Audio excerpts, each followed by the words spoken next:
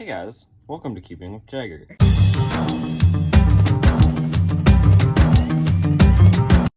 Today I'm going to be going over the top 5 scariest things to cubers, so let's get right into it. For number 5, we have the corner twist, as well as penalties like +2 and even +4 and then like DNFs and stuff.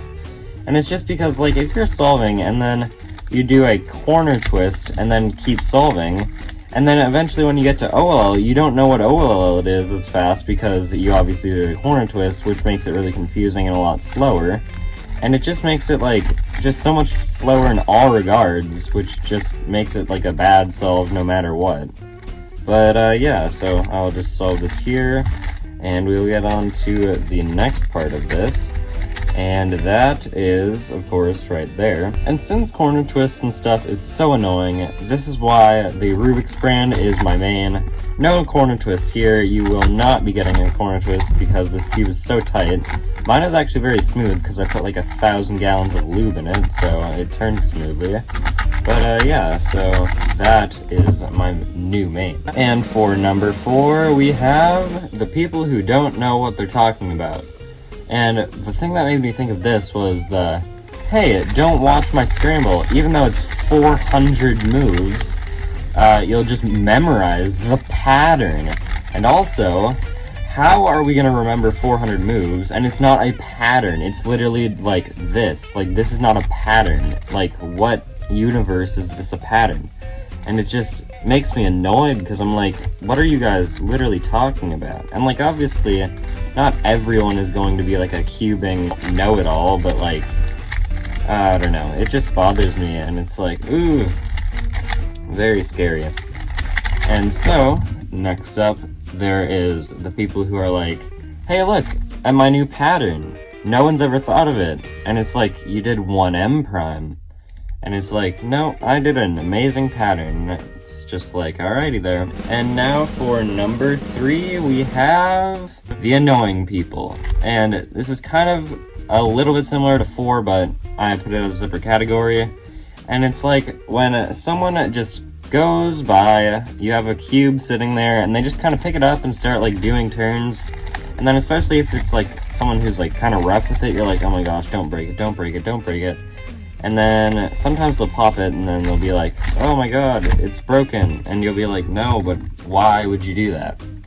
And then there's also the people who just pick up a cube, scramble it, and then they're like, you have 10 seconds, go!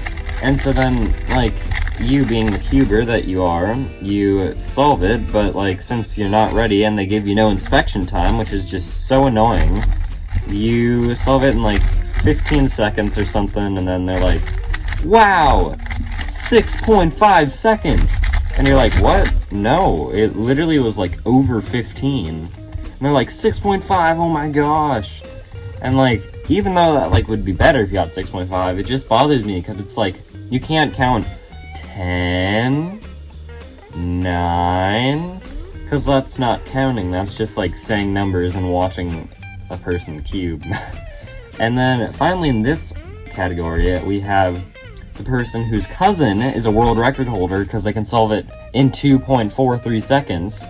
And even though they probably went like this, 1 Mississippi, 2 Mississippi, and then they're done, they just happen to be a world record holder but don't know anything about cubing, which is a little surprising to me, but I guess that's just how it is. And also, one last one is, just because I don't want to solve the cube, doesn't mean that I can't solve it. It's just that I don't want to solve my 11 by 11 another 4 times today, because just to prove to you that I can solve it, even though I know I can, and they honestly do too.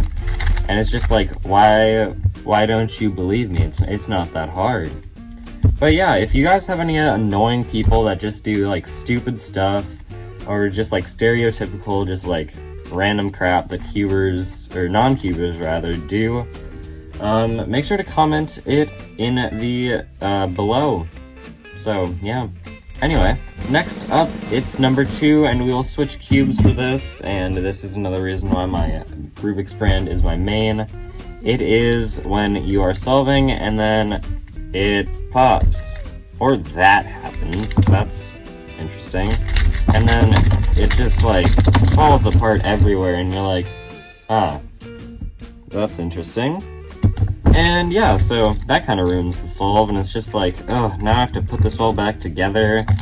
And yeah, so that is not fun. Except now I have to put this back together, so that's also not fun. But anyway, we'll do that later. And number 1, it is the bad speaking / bad spelling. Oh my gosh, I can't stand it. This is not a Rubik's Cube. It's a Rubik's Cube. So get that right. And then also, we've got the Skewb, not with a C, but with a K. And also, not S cube, it's S-K-E-W-B.